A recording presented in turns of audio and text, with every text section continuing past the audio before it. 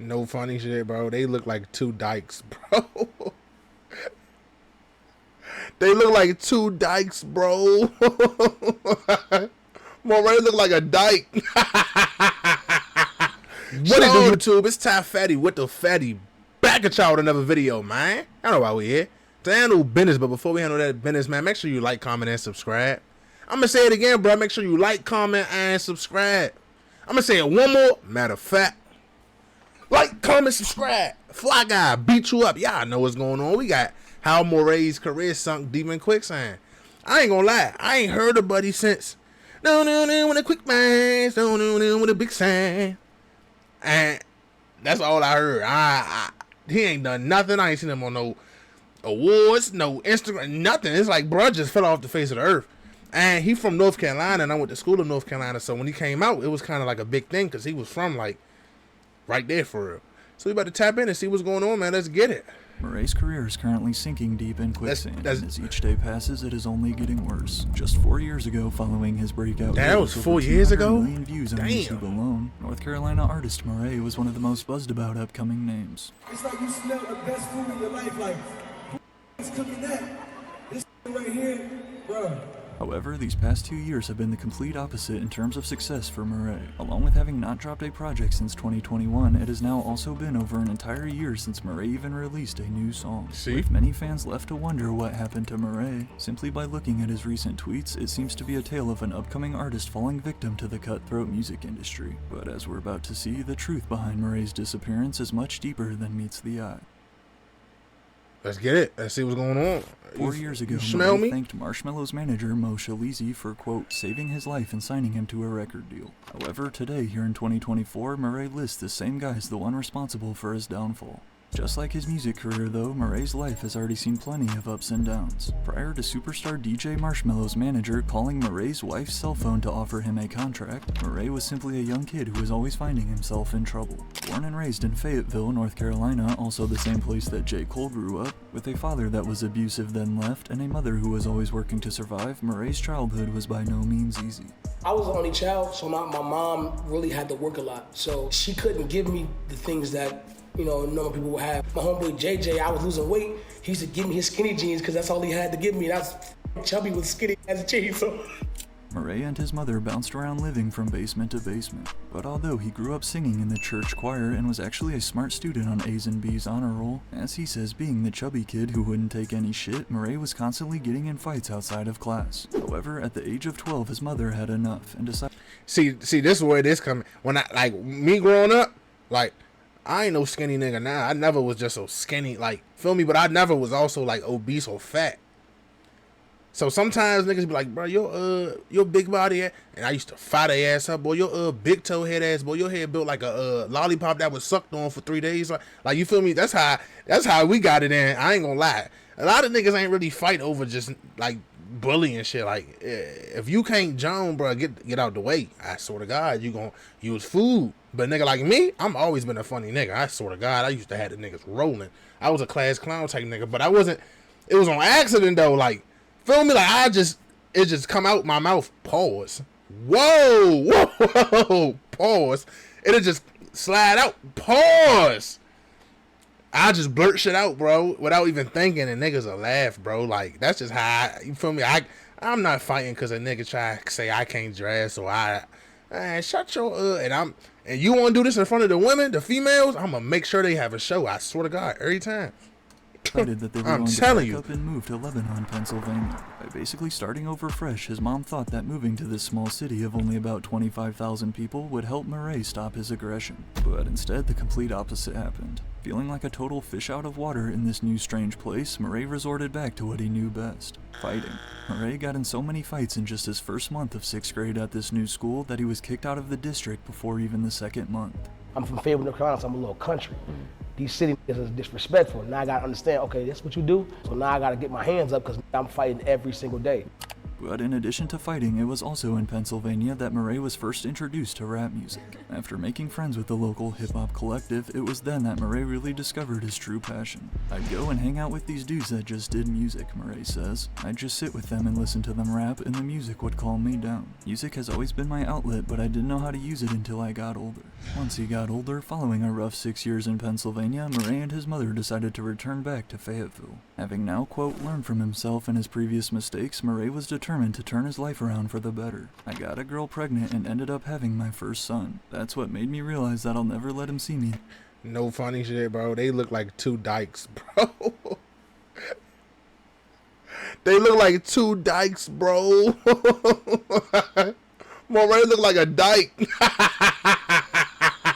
Shorty, what? He look like a...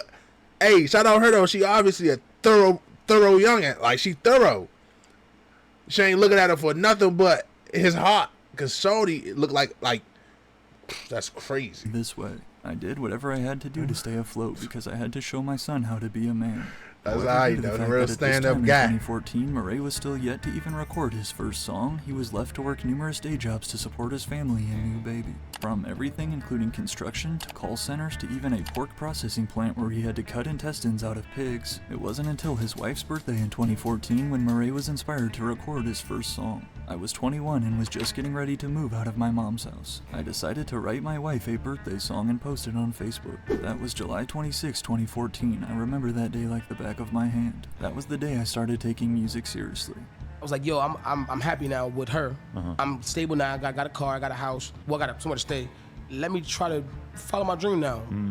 Heavily inspired by Drake and his ability to mix both singing and rapping, as Murray specifically lists Drake's 2009 mixtape So Far Gone as one of his all-time favorites. Combined with the years he spent as lead gospel singer of his church choir, this all helped influence Murray's unique vocal style and melodies. Despite music being a good escape for Murray though, his early songs he posted on SoundCloud would only gain a few hundred streams, far from enough to make money off of. But little did Murray know that one day in the beginning of 2020, after having just lost his job at a call center, while also now having 3 kids to take care of at home, something his wife told him really opened his eyes and changed his approach to music.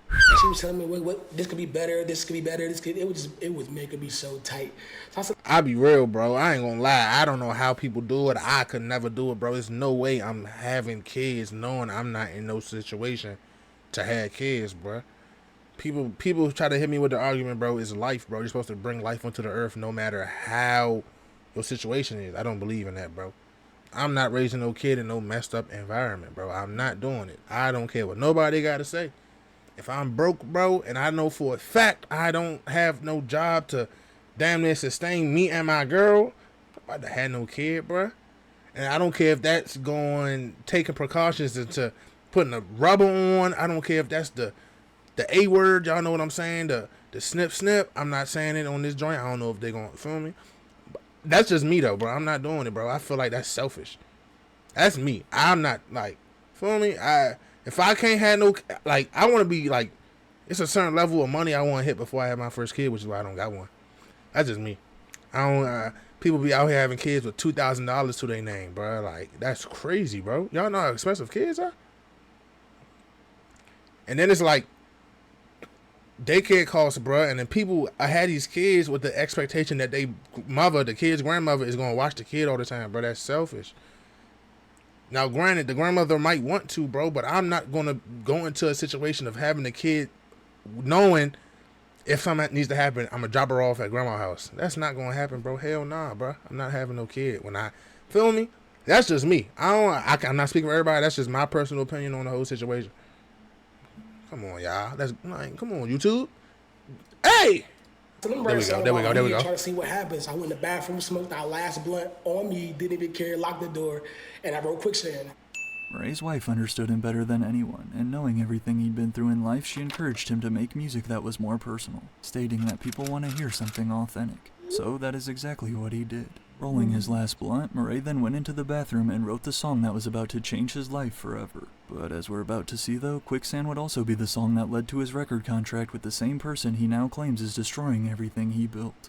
Motivated by his wife's feedback, Murray would then record the first version of what would soon become his platinum hit, Quicksand. Featuring a blend of soulful melodies mixed with heartfelt lyrics and an extremely catchy chorus, immediately after recording Quicksand in his kitchen, Murray and his wife knew this one was different. Quicksand is the first song when I like really combined them both. It was like, I could do both and see what happens. And I think that's what the problem was. It was either I wanted to be a rapper or I wanted to be a singer. And when I realized I could do both, so why not do both? But while Murray knew that the track had potential, he also knew that he needed a music video to go with it. And with money already tight, he then enlisted the help of this guy, Jax of North, who had actually worked with Murray at the same call center, and Jax of North would then shoot the music video for free for his former co-worker. However, after first posting the Quicksand video on his YouTube channel in March of 2020, it did not initially blow up much at all, only gaining about 1,000 views in its first month. And while at the time Murray thought that was great, Quicksand now sits at over 215 million views on YouTube, all thanks to a I ain't gonna lie, bro. I'm pocket watching right now because I know what views, like, what number gets me paid this amount. Shorty, 216 million. I ain't even gonna tell y'all, bro, but I know where I know what that is. God damn. And when I see stuff like that, though, like, granted, you got to get your channel monetized, so maybe that first 100,000, he ain't get nothing from that. But I promise you, after about 100,000 views, he got monetized. Bruh, if you see you can do that on your own without this label and this, why not keep doing that, bruh? If it ain't broke, don't fix it. Like, if I was to make music, bruh, and I blew up on my own without being signed, I'm not signing. I'm not taking that $1.2 million advance if I just made 80,000 on my own with this one song. That money ain't worth it, bruh. Now, granted, it do take money to make music, but you gotta shoot videos, you gotta have good production. But if shit like this happen, bro, you start beefing with the label don't let you drop. Like, you see it all the time. I just wouldn't do it. That's just me personally, though.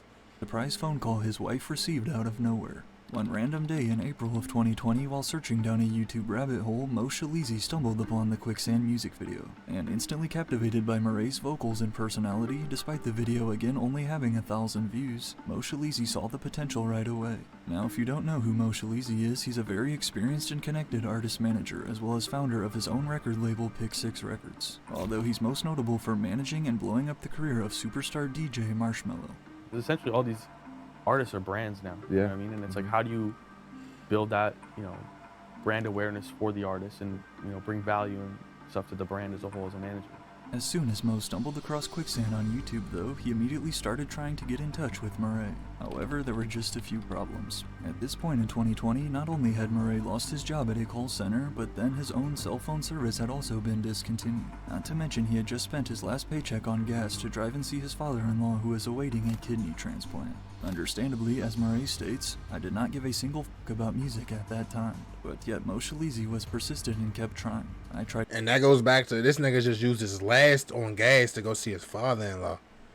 But you want to have kids. That shit don't make no sense to me, bro. Hitting him up on swear Instagram to God, it when don't. He had like 500 followers and got nothing. Mo told Vice about first discovering Murray. Found his personal Facebook, there was no answer. Eventually though, Mo was able to get in contact with the videographer who shot the Quicksand music video, Jax of North, who would then send Mo Shalizi Murray's wife's cell phone number. I fuck with boy, like the fact that he picked me at a time where my phone was off, I had no job. Wow. We were in a different state. Like, he was really trying to figure out the next move, and the move like plopped in my lap. At the time in 2020, Murray called it, quote, the best call he had ever received. However, as we'll see in a second, he now regrets picking up that phone.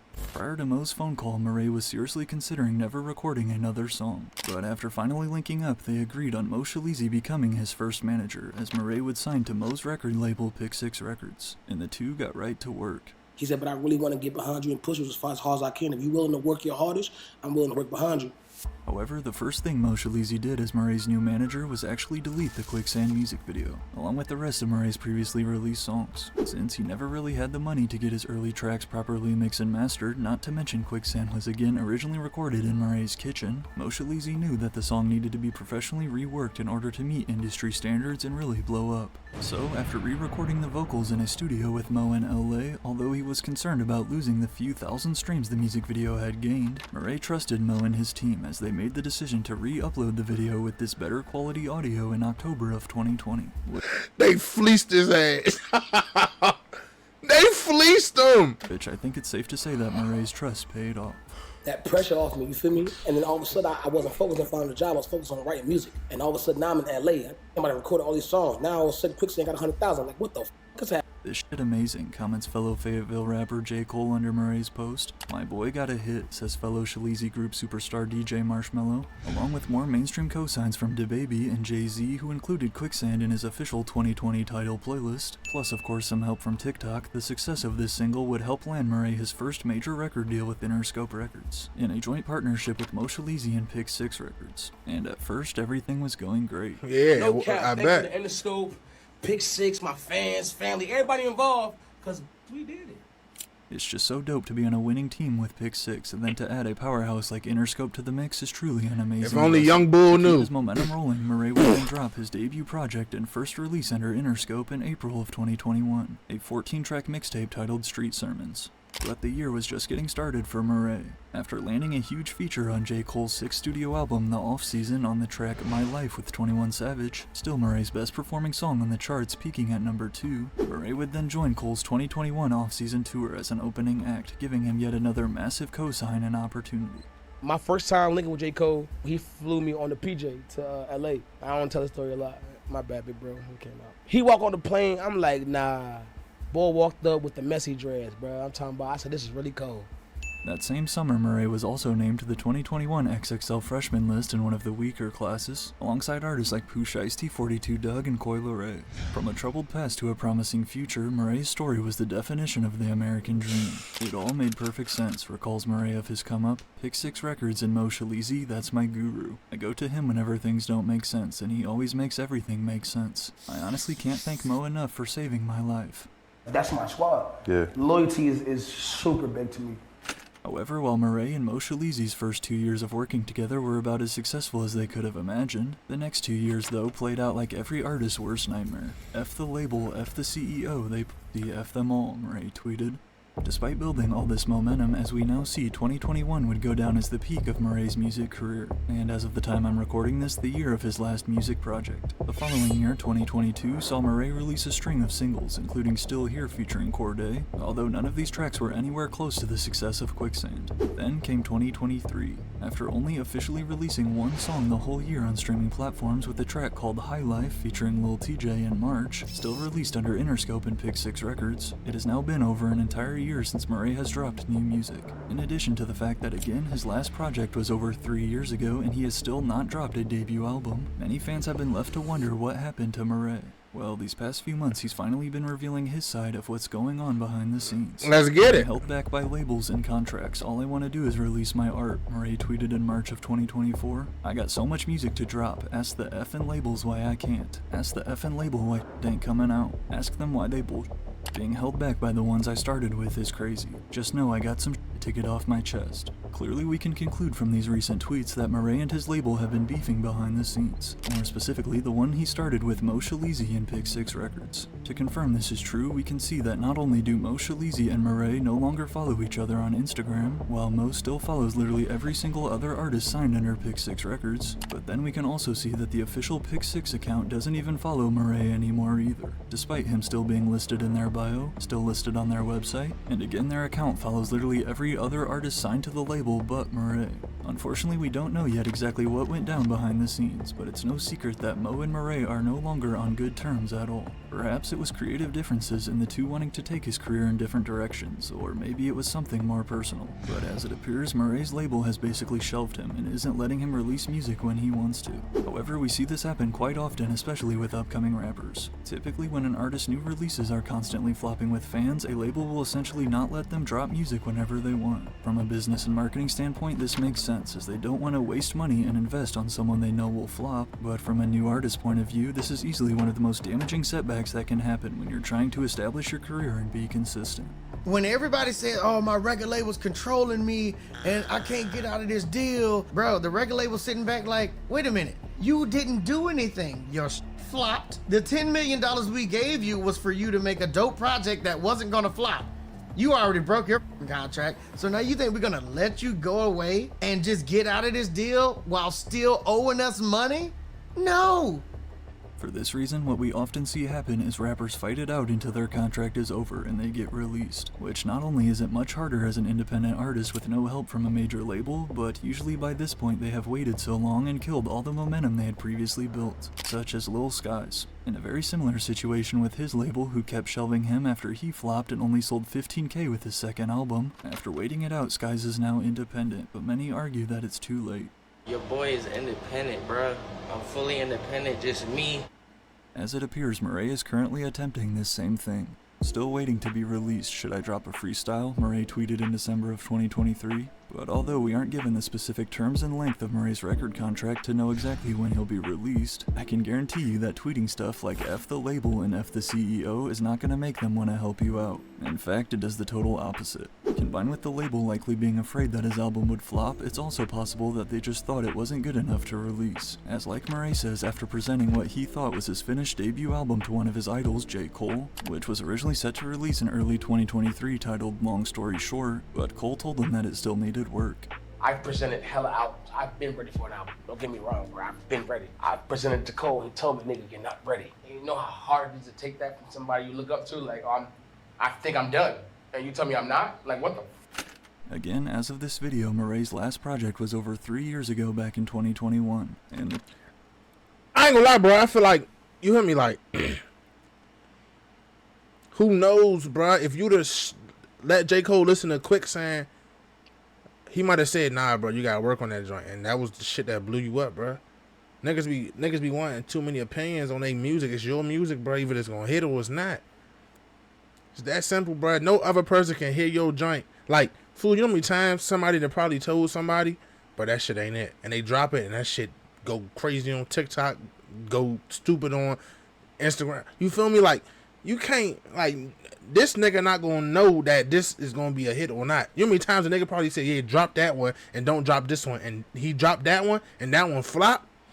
And then this one get leaked and the whole universe wants, who got that unreleased Lil Baby? Who got that unreleased Lil Baby? But then Lil Baby go drop some bullshit because that's the one that the label thing. You feel me? Like, it just, nah, bro, you gotta stay true to yourself, bro. I feel like that's what all it come down to, bro. That's why I say I would never sign if I was a rapper, bro. I would, like, maybe when I don't got nothing to lose, I would sign. But as an upcoming artist who just got lit, I have everything to lose, bro.